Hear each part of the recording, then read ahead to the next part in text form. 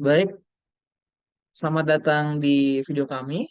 Di sini kami akan membahas data SA Capital yang kami pilih dan anggota kami yang pertama ada Zuita Agus Nasianturi, saya sendiri, Bentriko William Raflen, Yana Bais, dan juga Diana Dwi Rosai Maulan. Dan kita akan dilanjutkan oleh teman saya.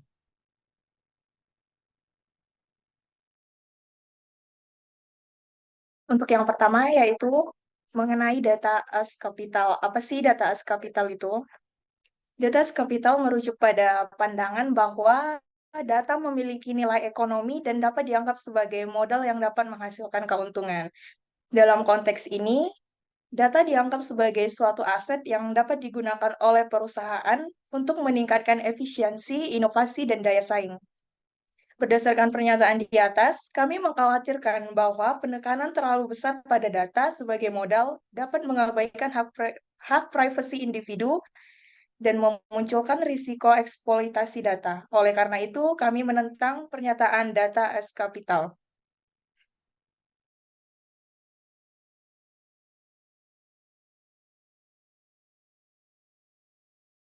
Adapun latar belakangnya, pertentangan terhadap konsep data as capital mencakup beberapa kekhawatiran dan kritik yang patut diperhatikan. Antara lain, yang pertama, privasi dan pengawasan. Kekhawatiran privasi. Pengumpulan dan penggunaan besar-besaran data dapat menimbulkan kekhawatiran privasi, terutama ketika data pribadi individu digunakan tanpa izin atau untuk tujuan yang tidak diinginkan. Kurangnya kendali individu.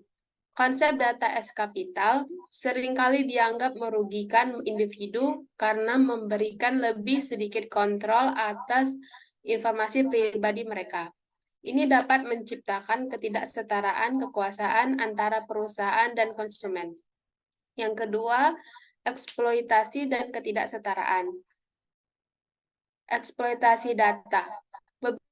Beberapa kritikus menunjukkan bahwa konsep ini dapat menyebabkan eksploitasi data, di mana perusahaan memanfaatkan informasi pribadi konsumen untuk keuntungan mereka tanpa memberikan imbalan yang layak.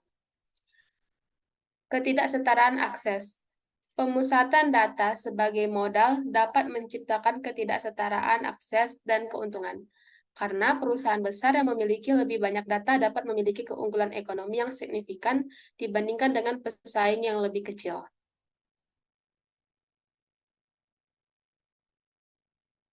Lalu ada keamanan data. Ancaman keamanan data. Semakin besar penggunaan data, semakin besar juga potensi ancaman terhadap keamanan data. Kekhawatiran muncul terkait dengan ketidakmungkinan terjadinya pelanggaran keamanan yang dapat mengakibatkan kerugian besar bagi individu dan perusahaan. Lalu yang terakhir ada ketergantungan dan monopoli. Ketergantungan pada data. Ketergantungan ekonomi yang berlebihan pada data dapat menciptakan ketidakseimbangan dan ketidakpastian ekonomi yang signifikan. Lalu yang terakhir monopoli data, kritikus khawatir bahwa beberapa perusahaan besar dapat menciptakan monopoli data yang dapat menghambat persaingan dan inovasi di pasar.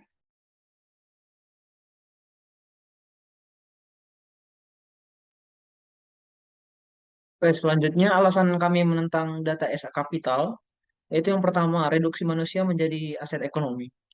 Yang pertama yaitu dehumasi individu menanggapi data sebagai modal dapat dianggap sebagai bentuk dehumanisi, di mana nilai individu direduksi menjadi sekedar sumber daya ekonomi tanpa mempertimbangkan dimensi kemanusiaan dan martabat. Alasan yang kedua yaitu pertimbangan etika dan pemilik data. Pertimbangan etika pemilik data yaitu individu atau kelompok memberikan data mungkin merasa bahwa data mereka adalah eksistensi dan identitas dan hak mereka dan menganggapnya sebagai sesuatu yang lebih dari sekedar modal. Yang ketiga yaitu tantangan terhadap kreativitas dan inovasi.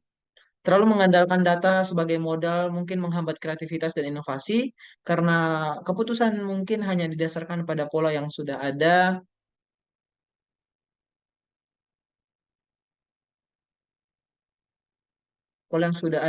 tanpa membuka ruang bagi solusi atau ide baru yang tidak terduga. Jadi kesimpulan yang kami ambil di sini, melindungi data itu penting.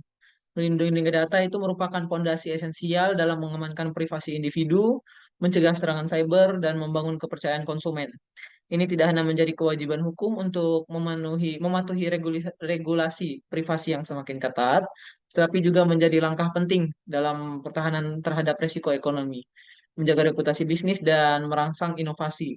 Dengan perlindungan data yang kokoh, kita dapat menciptakan lingkungan di mana keamanan nasional terjaga, nilai-nilai etika diperhatikan, dan perubahan teknologi dapat memberikan manfaat positif tanpa mengorbankan hak-hak individu dan keamanan masyarakat secara keseluruhan.